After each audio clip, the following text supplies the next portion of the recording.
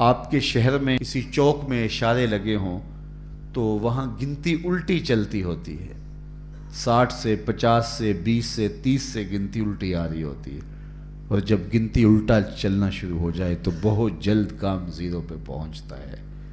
ہماری سانسوں کی گنتی الٹی چل رہی ہے اور ہم یہ سمجھ رہے ہیں کہ بڑے ہو رہے ہیں، صاحب ہم چھوٹے ہو رہے ہیں۔ ایک بزرگ فرماتے تھے مجھے ان الانسان لفی خسر کا ترجمہ سمجھ میں نہیں آتا تھا۔ ایک دن میں سمرقند کے بازار سے گزر رہا تھا، وہاں ایک بندہ پھٹے پہ برف رکھ کے بیچ رہا تھا اور ساتھ آواز دے رہا تھا، ارحموا ارحموا علی من یذوب راس مالہ، او گزرنے والوں میرے پہ ترس کھاؤ، مجھ سے برف لیتے جاؤ، میں ایسا تاجر ہوں جس کا راس المال پگھلتا جا رہا ہے۔ چونکہ برف ایک ایسا سودا ہے جو گاہک کا انتظار نہیں کرتا۔ آپ کپڑا بیچتے ہیں، آج گاہک نہیں آیا، کل ہو سکتا ہے 2 آنے مہنگا بیچ لیں۔ آج پیٹرول بیچتے ہیں آپ، ہو سکتا ہے کل پڑا 6 روپے اوپر چلا جائے اور آپ کو کروڑوں میں فائدہ ہو جائے۔ لیکن آپ اگر برف بیچتے ہیں، کل مہنگی بھی ہو گئی تو برف ہی نہیں ہوگی، بیچیں گے کیا؟ تو وہ کہتا لوگوں میرے پہ ترس کھاؤ، مجھ سے برف لیتے جاؤ، میں ایسا تاجر ہوں جس کا راس المال پگھل رہا ہے۔ کہتے جب اس نے یہ آواز لگائی نا تو میرے قدم رک گئے اور میں نے کہا صاحب مجھے ان الانسان لفی خسر کا ترجمہ سمجھ میں آ گیا۔ جس طرح تیری برف پگھلتی جا رہی ہے میری زندگی پگھلتی جا رہی ہے، تیری برف قطرہ قطرہ پگھل رہی ہے اور میری زندگی سانس سانس پگھل رہی ہے۔ اور اگر تو اب بر وقت برف بیچ لے، اس کے بدلے درہم لے لے، دینار لے لے، پارچہ جات لے لے، کوئی جنس لے لے تو تجھے فائدہ ہے۔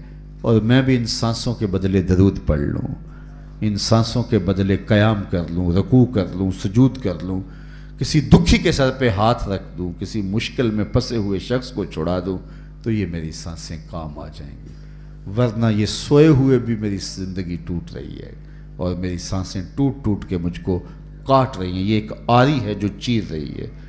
حضرت سیدنا علی المرتضیٰ فرماتے ہیں، شیخ زادہ نے بیضاوی کے حاشیے میں لکھا آپ کا قول کہ یہ سانسیں موت کی طرف اٹھنے والے تیرے قدم ہیں، تو قبل اس کے کہ وہ وقت آئے کوئی حجت نہ رہے، مجھے آپ کو آج موقع ہے، آج ساوی نے کھلے راوی نے انج ٹوک نوکھڑے ٹکڑے نہیں، ٹر پویں تے پینڈے مک جاندے کار بیٹھے فاصلے مکنے نہیں۔ آج موقع ہے۔ وہ ایک فقیر تھا، بازار میں کھڑا رو رہا تھا تو کسی نے گزرتے ہوئے اسے رک کے کہا بابا کسی نے مارا ہے؟ کہا نہیں ایسا تو کچھ نہیں ہوا، لیکن کیوں رو رہے ہو؟ کہا کہ بس گزرتے گزرتے لوگوں کو دنیا میں کھوئے ہوئے دیکھا تو دل میں رحم جاگا، تو میں نے سوچا ان بندوں کی رب کی صلح ہی نہ کروا دوں۔ تو میں نے اس سے بات کی، آواز آئی لے آ میری چوکھٹ پہ، ایک آنسو پہ سارے گناہ معاف کر دوں گا۔ میں بڑا خوش ہوا اور میں نے ان سے بات کی تو یہ الٹا میرا مذاق اڑانے لگے، جا بابا کام کر، تجھے کیا پتا۔ تو مجھے ان کے رویے پہ افسوس ہے اور رونا اس بات پہ آ رہا ہے کہ وہ تو مان رہا ہے، یہ مانتے ہی نہیں، میں اس وجہ سے رو رہا ہوں۔ چلو ٹھیک ہے، اگلے دن وہی شخص قبرستان کے قریب سے گزر رہا تھا تو دیکھا وہی بابا قبرستان میں کھڑا رو رہا ہے، تو پھر اس نے گاڑی روکی اور قبرستان میں چلا گیا۔ عجیب شخص ہے، بازاروں میں بھی روتا ہے، قبرستانوں میں بھی روتا ہے۔ آج کیا مسئلہ ہوا؟ کہا آج مسئلہ بھی کل والا ہی ہے۔ کیا مطلب؟ کہا کل گزرتے گزرتے ان کو دیکھا اور دنیا میں ایسے کھوئے ہوئے دیکھا کہ رب کو بھولے ہوئے تھے، دل میں ترس جاگا، خیال آیا ان بندوں اور رب کی صلح کروا دوں۔ وہ تو مان گیا لیکن وہی نہیں مانے، مایوس ہو گیا ان سے، تو آج ادھر نکل آیا اور آج خیال ہوا ان قبرستان والوں کی اور رب کی صلح کروا دوں۔ تو دلچسپی سے پوچھا آج کیا بنا؟ کہا آج یہ مان گئے ہیں، وہ نہیں مانتا۔ آج وہ مان رہا ہے، ہم بھی مان جائیں اور اپنے آپ کو مالک کی دہلیز پہ لے آئیں۔ آج لے ان کی پناہ، آج مدد مانگ ان سے، کل قیامت کو نہ مانیں گے اگر مان گیا۔